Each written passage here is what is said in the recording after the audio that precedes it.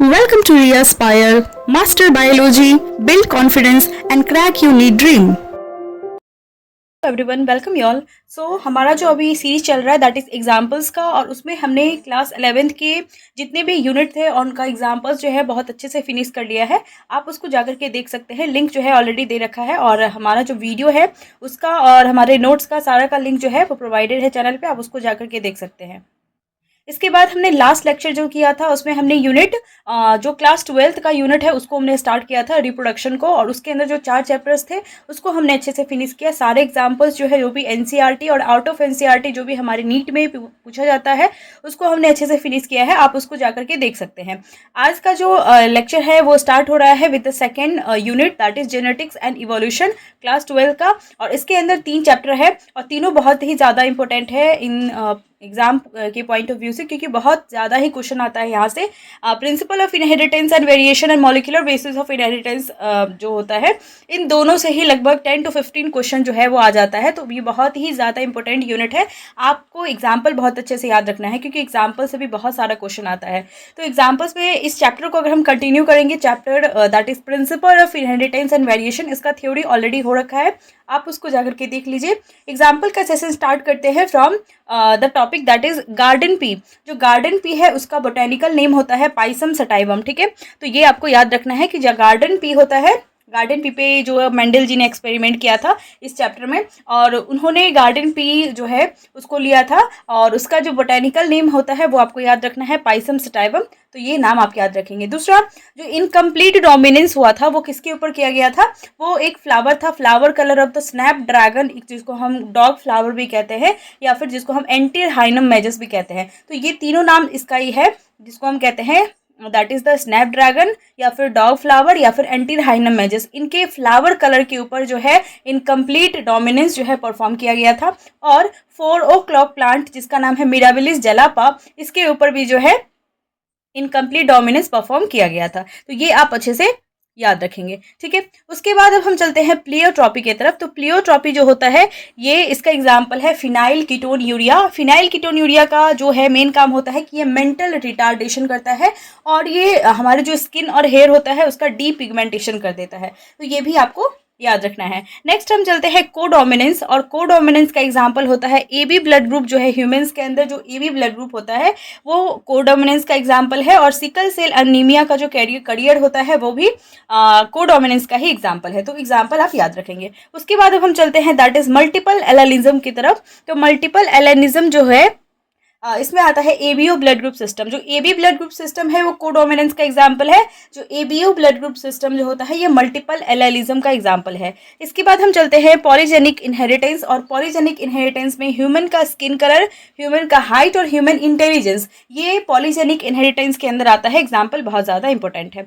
Next हम चलते हैं कि मेल एंड फीमेल हेट्रोगेमिटी, और यहाँ से भी बहुत बार क्वेश्चन आता है कि मेल जो हेट्रोगेमिटी होता है इसमें मेल जो होता है वो डिफरेंट होगा, मतलब उसका जो प्लॉइडी होता है जैसे कि एक्स एक्स एक्स वाई ये जो होता है चेंज रहता है। तो मेल हेट्रोगेमेटी मतलब मेल गैमेट जो है अलग अलग होगा, और फीमेल हेट्रोगेमेटी क्या होता है जिसमें कि फीमेल गैमेट अलग अलग होगा। जैसे कि अगर हम एक्स एक्स और एक्स वाई की बात कर ले, और ये एग्जाम्पल हमें देखने को मिलता है ह्यूमन के केस में और ड्रोसोफिला के केस में। ये दोनों ही एग्जाम्पल आपको याद रखना है, that is human and Drosophila. जो ह्यूमन के केस में जो फीमेल्स होती है उसमें एक्स एक्स टाइप का होता है सेम टाइप का, लेकिन जो मेल होता है उसमें एक्स वाई टाइप का हमें देखने को मिलता है, तो क्रोमोसोम। तो वैसे ही ये ह्यूमन और ड्रोसोफिला का क्या हो जाएगा, मेल हेट्रोगेमेटी में एक्स एक्स और एक्स वाई, जहाँ पे एक्स एक्स क्या है फीमेल है और एक्स वाई क्या है मेल है। दूसरा एग्जाम्पल है दैट इज एक्स एक्स और एक्स ओ, जिसमें कि एक्स एक्स वही फीमेल है और एक्स ओ जो है या एक्स जीरो भी हम कह सकते हैं, ये क्या है हमारा दैट इज मेल है। और इसका एग्जाम्पल आपको याद रखना है एक्सओ का, दैट इज ग्रास होपर। तो ग्रास होपर जो है ये मेल हेट्रोगेमेटी एक्स एक्स एक्स ओ टाइप का जो है हेट्रोगेमेटी है, ठीक है। उसके बाद हम बात करते हैं फीमेल हेट्रोगेमेटी की। तो यहाँ पे फीमेल अलग होगी, जैसे कि जेड डब्ल्यू और जेड जेड। तो इसमें फीमेल जो है वो जेड डब्ल्यू है, जिसमें कि हमें ये देखने को फीमेल हेट्रोगेमेट जो है वो अलग अलग देखने को मिल रहा है जेड डब्ल्यू, और जो जेड जेड है वो क्या है मेल है, मतलब सेम मेल होगा, लेकिन मतलब गैमेट जो होगा मेल के केस में वो सेम होगा और फीमेल के केस में वो अलग अलग होगा, तो इसलिए इसको कहते हैं फीमेल हेटेरोगेमेटी। तो ZZ जो होता है ये बर्ड्स या फिर फाउल्स और रेप्टाइल्स के केस में देखने को मिलता है। एग्जाम्पल बहुत ज़्यादा इंपॉर्टेंट है, याद रखेंगे आप। बर्ड्स या फाउल्स और रेप्टाइल्स के केस में ZZ देखने को मिलता है। इसके बाद ZO और ZZ जो होता है ये हमें बटरफ्लाई के केस में देखने को मिलता है। इसके बाद हम चलते हैं क्रोमोसोमल डिसऑर्डर की तरफ। क्रोमोसोमल डिसऑर्डर में 3 हमारे एनसीईआरटी में दे रखा है जहां से क्वेश्चन आता है। एक है दैट इज डाउन सिंड्रोम, दूसरा है क्लाइनफिल्टर सिंड्रोम और तीसरा होता है टर्नर सिंड्रोम। जो डाउन सिंड्रोम होता है इसमें क्या होता है, क्रोमोसोम नंबर 21 जो होता है उसकी ट्राइसोमी आ जाती है, तो ठीक है, उसमें एक और क्रोमोसोम एक्स्ट्रा आ जाता है, दैट इज ट्राइसोमी हो जाती है क्रोमोसोम नंबर 21 की। इसके बाद जो क्लाइनफिल्टर सिंड्रोम होता है उसमें ट्राइसोमी हो जाती है सेक्स क्रोमोसोम, मतलब एक एक्स्ट्रा जो जैसे XY है तो वहाँ पे एक और X या एक और Y जो है ये आ जाना, तो ये ट्राइसोमी ऑफ सेक्स क्रोमोसोम, उसमें ट्राइसोमी आ गया है तो ये क्लाइनफिल्टर सिंड्रोम कहलाता है। और यहाँ पे जो 44 प्लस X होगा या 44 प्लस XY होगा, लेकिन यहाँ पे कंडीशन देखने को मिलता है क्लाइनफिल्टर सिंड्रोम में ट्राइसोमी हो जाती है जब सेक्स क्रोमोसोम की, तो यहाँ पे 44 प्लस XY हमें देखने को मिलता है। टर्नर सिंड्रोम की बात कर ले तो टर्नर सिंड्रोम में क्या होता है, यहाँ पे मोनोसोमी होती है एक्स क्रोमोसोम की। मोनोसोमी का मतलब होता है एक जो होता है वो एब्सेंट होगा, यानी कि 44 प्लस X होगा या फिर 44 प्लस XO होगा, तो इस तरह से टर्नर सिंड्रोम हमें देखने को मिलता है। ठीक है, उसके बाद हम चलते हैं मेंडेलियन या फिर जीन डिसऑर्डर की तरफ, और ये बहुत ज़्यादा इंपॉर्टेंट है। मेंडेलियन या फिर जीन डिसऑर्डर जो होता है इसमें autosomal dominant, autosomal recessive, x linked dominant और एक्स लिंक्ड रिसेसिव, ये आपको याद रखना है, बस एग्जाम्पल आपको पता होना चाहिए। ठीक है, और यहाँ से ही पेडिग्री के जो क्वेश्चन होते हैं वो यहीं से बनते हैं, इसके एग्जाम्पल से ही बहुत सारे पेडिग्री के क्वेश्चन बन जाते हैं। जैसे अगर हम ऑटोसोमल डोमिनेंट की बात कर ले तो इसका एग्जाम्पल होता है मायोटोनिक डिस्ट्रॉफी। मायोटोनिक डिस्ट्रॉफी क्या होता है, ऑटोसोमल डोमिनेंट डिसऑर्डर। इसके बाद जो इसका एक ही एग्जांपल है और बहुत ज़्यादा इंपॉर्टेंट है ये मायोटोनिक डिस्ट्रॉफी, आप इसको अच्छे से याद रखेंगे। दूसरा हमारे पास है that is autosomal recessive. Autosomal recessive में आता है फिनाइल कीटोन्यूरिया, पहला एग्जांपल।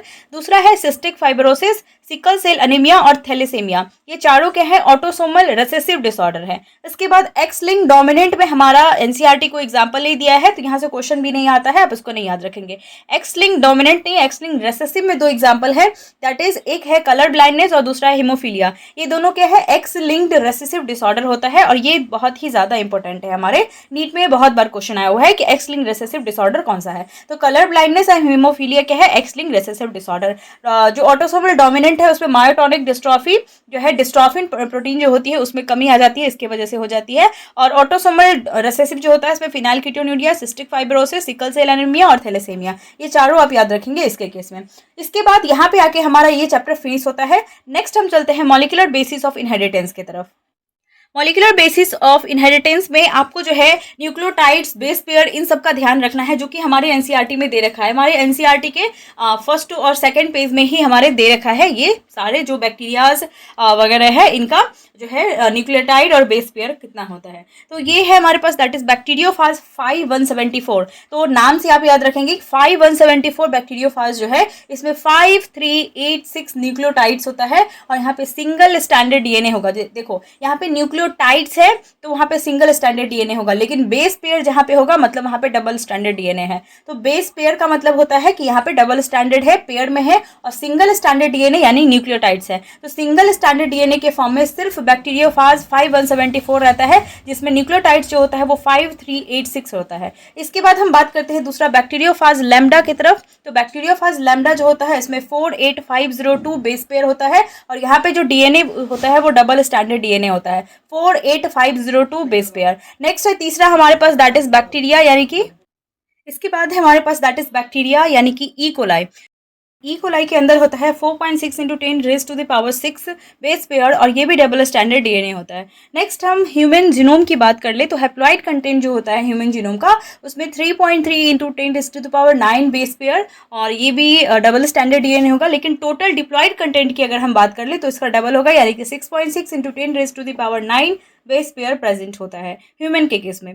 इसके बाद हम चलते हैं प्यूरिन और पिरिमिडिन का आपको नाम याद रखना है। प्यूरिन में आता है एडेनिन और गुआनिन और पिरिमिडिन जो होता है इसमें आता है साइटोसिन, यूरासिल और थाइमिन। ये 3 पिरिमिडिन है, साइटोसिन, यूरासिल और थाइमिन। प्यूरिन जो होता है उसमें आता है एडेनिन और गुआनिन।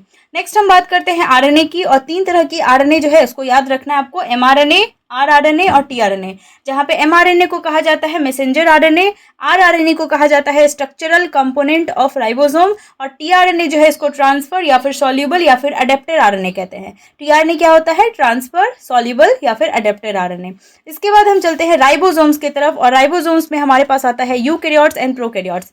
जो यूकैरियोट्स होता है वो ATS टाइप का होता है, और यूकैरियोट्स के अंदर मेनली ATS टाइप का होता है राइबोसोम्स, और जो प्रोकैरियोट्स होता है इसमें 70S टाइप का होता है। जो ATS टाइप का होता है उसका कंपोनेंट होता है 60S एंड 40S। S होता है स्वेडबर्ग यूनिट, और 60S एंड 40S होता है ATS का कंपोनेंट, जिसमें से 60S जो होता है इसमें आता है 28S, 5.8S और 5S। ये आपको याद रखना है, बहुत अच्छे से याद रखना है, यहाँ से क्वेश्चन आता है। 60S के अंदर आता है 28S, 5.8S और 5S, ठीक है।